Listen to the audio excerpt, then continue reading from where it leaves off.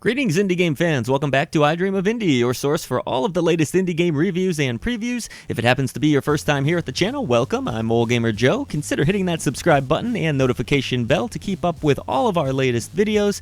Today we are reviewing Street Cleaner, the video game on the Steam PC platform. This 2D action platformer comes from developer and publisher Creaky Lantern Games and will be released on January 7th of 2021 for the price of $14.99 here in North America. Alright, I'm going to try and explain this the best I can. So, Street Cleaner is actually based off a real-life synth musician named, well, Street Cleaner, who in turn is inspired by 80s action movies.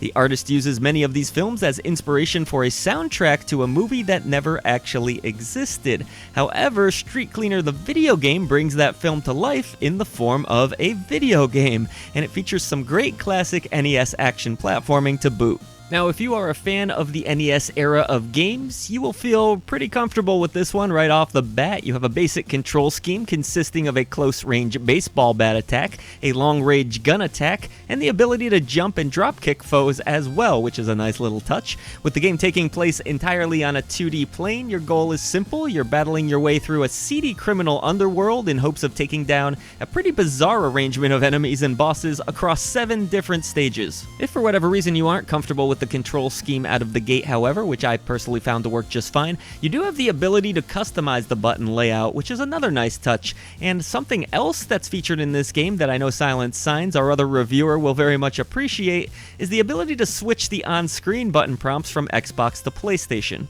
In fact, in general, I would say Street Cleaner does a pretty good job in being adaptable and accessible to players regardless of their skill level. While the normal difficulty setting feels like a solid challenge, should it prove to be too much, players do have the option to use the game's assist mode. This assist mode allows for you to tweak settings to your liking. You can turn on unlimited ammo and health, or even stop enemies from respawning and give yourself the option of double jumping. So when it comes to catering to a wide variety of skill levels, I think Street Cleaner does a really good job of handling its business. Me personally though, with that old school mentality, I wanted to play on normal, which is how I played the majority of this game, and it features all of the endless respawns and aggravating pitfalls you would expect of a classic NES title. As I kicked and bashed my way through the game's assortment of pink ninjas and rats, I felt my blood pressure rise with each hit of damage that I sustained, and that's a sign of classic gameplay if there ever was one. You'll have to learn plenty of bullet and enemy patterns in Street Cleaner, but thankfully the game does have a good amount of checkpoints which help to offer a sense of relief. So yes, Street Cleaner can be a challenging game if you wish it to be,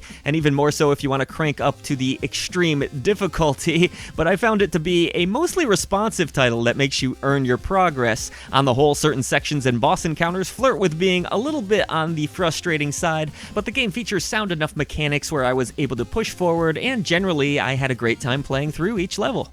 Graphically, the retro pixel art of Street Cleaner looks fantastic. The parallax scrolling backgrounds are wonderful in motion, and the 8-bit aesthetic truly does emulate the look of classic Nintendo titles like Ninja Gaiden and Castlevania. Yes, I do know what many of you are perhaps already thinking. This art style has now been used in countless indie titles. It's still so hard for me, though, not to fall in love with it over and over again, being a 36-year-old man that grew up with a Nintendo.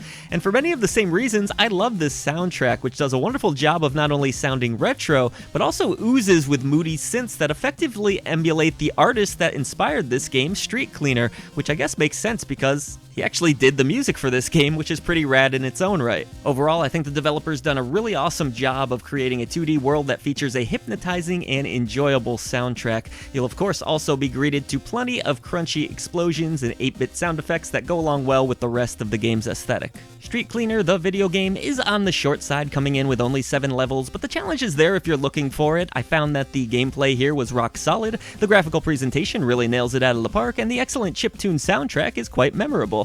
I love the customizable options that cater to all types of players, and I just found the entire package to be well put together. Be prepared for all of the endless respawning enemies and gotcha jumps that this genre of games is known for, but honestly, fans wouldn't want it any other way, right? Hopefully the game's interesting concept can help it to stand out from the pack a bit, as Street Cleaner is a great nostalgic throwback that I had a blast playing through.